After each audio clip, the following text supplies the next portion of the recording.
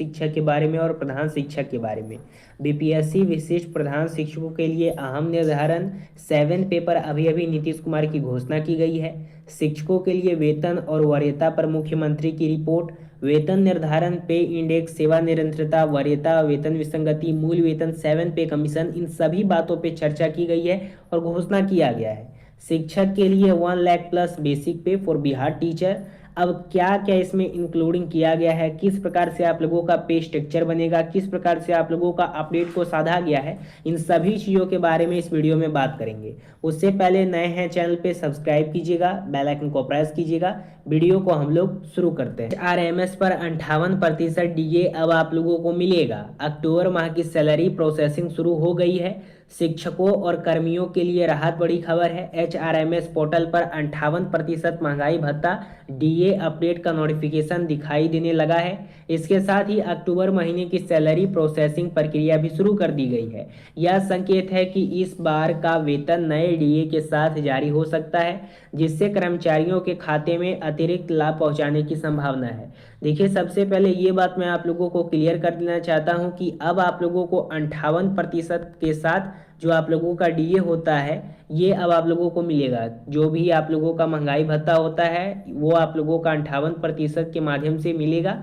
और अक्टूबर माह का जो वेतन है वो आप लोगों को मिलने लगेगा। जैसा कि पता है, कल बहुत सारे शिक्षक नाराज थे, बहुत सारे शिक्षक ने पोस्ट किया है कि उनका फीकी दिवाली हो गई है, उन लोगों को सैलरी नहीं मिली है, जिसके कारण से सरकार इस पे कदम उठाई है, शिक्षा विभाग बेसिकली। और अक्टूबर माह में आप लोगों को मूल वेतन मिलेगा, वो भी 58% डीए के साथ। आदेश तो था लेकिन अमल नहीं हुआ। 20 अक्टूबर से भुगतान किया जाना था। राज्य स्तर से शिक्षा विभाग द्वारा 20 अक्टूबर 2025 से वेतन और अग्रिम भुगतान करने का आदेश जारी किया गया था, लेकिन किसी भी जिले में इस आदेश का पालन नहीं हुआ। नतीजा यह रहा कि हजारों शिक्षक, विशेषकर वे जो हाल में ट्रांसफर होकर नए विद्यालय में योगदान किए हैं, उन्हें 3-3 महीने से वेतन नहीं मिला है। देखिए, सबसे पहले मैं आप लोगों को बता दूं कि अगर आप लोगों का पटना जो है वहाँ पे टोटल आप लोगों का सीनियर है, तो अगर वहाँ से कोई भी जजमेंट पारित किया जाता है तो हर एक जो भी जिला है उसमें सभी को मानना होता है।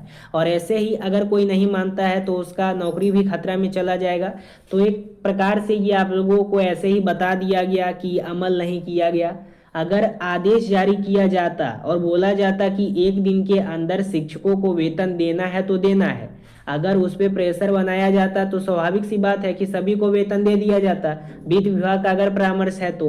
लेकिन ऊपर से ही जब तक आदेश नहीं आएगा तब तक छोटा पदाधिकारी क्या करेगा? वही यहाँ पे सिचुएशन हुआ है और कुछ भी नहीं हुआ है। आदेश आया ही नहीं है तो अमल क्या करेगा? प्रधान शिक्षक मूल वेतन वृद्धि और पे लेवल अभी पेंडिंग है। प्रधान शिक्षकों का रिजल्ट और ज्वाइनिंग पिछले 1 वर्ष में पूरा हो चुका है, 2024 में ही हुआ था, लेकिन मूल वेतन वृद्धि यानी बेसिक पे और पे लेवल निर्धारण का कार्य अब भी शेष है। विभागीय स्तर पर इस पर विचार जारी है और उम्मीद है कि चुनाव के बाद इस दिशा में भी प्रगति होगी। उसके साथ प्रधान शिक्षकों का मामला भी अधर में लटका है। जहां विशिष्ट शिक्षकों के लिए पत्र जारी हो चुका है, वहीं प्रधान शिक्षकों के लिए अभी तक कोई निर्देश नहीं आया है और उनका वेतन भी कन्वर्जन व एलपीसी अकाउंट इनकी समस्याओं के कारण अटका हुआ है। शिक्षकों को मिलेगा मोटा एरियर, लगभग 1 लाख का लाभ आप लोगों को मिलने जा रहा है। सूत्रों के अनुसार 58% डीए अपडेट के साथ शिक्षकों को एरियर भी मिलेगा, जो कि न्यूनतम लगभग 15 से 20 हजार और अधिकतम 1 लाख प्लस तक हो सकता है। यह वेतन दीपावली बोनस की तरह शिक्षकों के लिए बड़ी राहत साबित। देखिए, एक और बात मैं आप लोगों को बता देता हूं, जब आप लोगों का 58% डीए के साथ इस माह से आप लोगों का मूल वेतन मिलेगा तो कितना मिलेगा? जैसे कि जो 2003 में बहाल है उनका इस प्रकार से केस इन हैंड सैलरी मिलेगा, ठीक है। जो 2006 में बहाल है उनका इस प्रकार से मिलेगा। इधर भी देख लीजिएगा अपना अपना। ये वो शिक्षक हैं जो 1ली से 5वीं के लिए 2006 में बहाल हुए हैं। आगे अगर देखें, वो शिक्षक जो 2010 में ट्रेंड शिक्षक बहाल हुए, उनका इस प्रकार से सैलरी बनेगा। और वो शिक्षक जो 2016 में अनट्रेंड थे या 2016 में ट्रेंड थे या उर्दू वाले हैं या टीटी वाले हैं 2019 वाले, उन लोगों का सब का मूल वेतन 58% डीए के साथ इतना मिलेगा।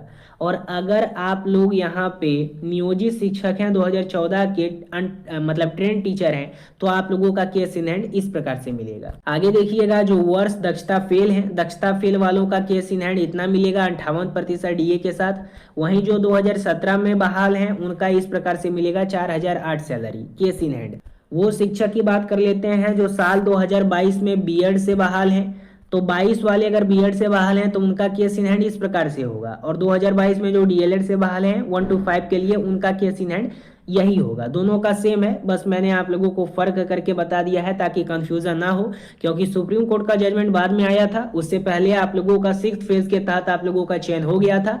7th फेज के तहत लागू किया गया कि जो बीएड वाले हैं वो 1 to 5 के लिए पात्र नहीं है, लेकिन उससे पहले सुप्रीम कोर्ट का जजमेंट नहीं आया था, इसलिए इन सभी की नौकरी बच गई और ये लोग चयनित हो गए। तो दोनों का इस प्रकार से सैलरी बनेगा, बीएड वालों का भी और डीएलएड वालों का भी 2022 वाले। अगर 2014 का ट्रेंड वाले शिक्षक देंगे 6 to 8 के लिए तो उनका सैलरी केस इन हैंड इस प्रकार से मिलेगा। जो 2014 अनट्रेंड है 6 to 8 के लिए उनका केस इन हैंड इस प्रकार से मिलेगा। इधर देखिएगा जो 2022 में है Acidic Color Gloss by Redken.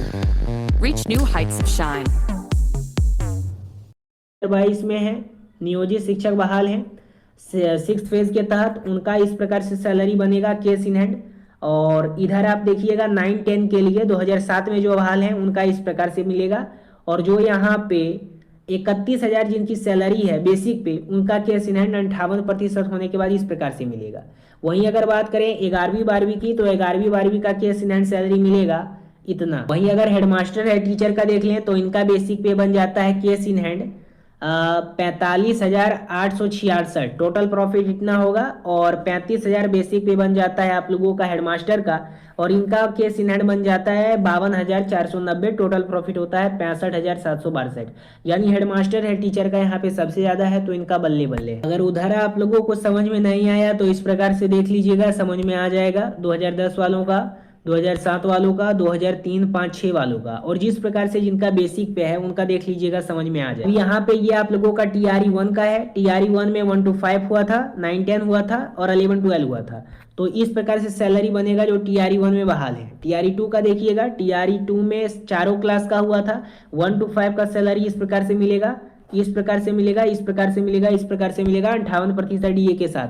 जो टीआरई 3 में बहाल है उनका इस प्रकार से सैलरी बनेगा। ये 1 to 5 के लिए है, ये 6 to 8 के लिए है, ये आप लोगों का 9-10 के लिए है, 11-12 के लिए। इसके साथ बहुत सारे शिक्षक पूछते हैं कि अगर हम विशिष्ट शिक्षक हैं तो हमें सेवा निरंतरता मिल जाएगा तो कितना मूल वेतन होगा वेतन संरक्षण के साथ। तो इस प्रकार से मूल वेतन होगा। देखिए 2003 से 2005 तक, 2003 से लेकर 2022 तक या ट्रेंड शिक्षक या अनट्रेंड शिक्षक जितने भी हैं उन सभी का यहाँ पे लिस्ट दिया गया है, वाइज है, इसमें समझ में आ जाएगा। उसके साथ आप लोगों का एरियर देख लीजिएगा, कितना आप लोगों का ईपीएफ कटता है, कितना एरियर कटता है, ठीक है। तो इस प्रकार से आप लोगों का टोटल वेतन कैलकुलेशन का स्ट्रक्चर बनाया गया है, ठीक है। तो जो भी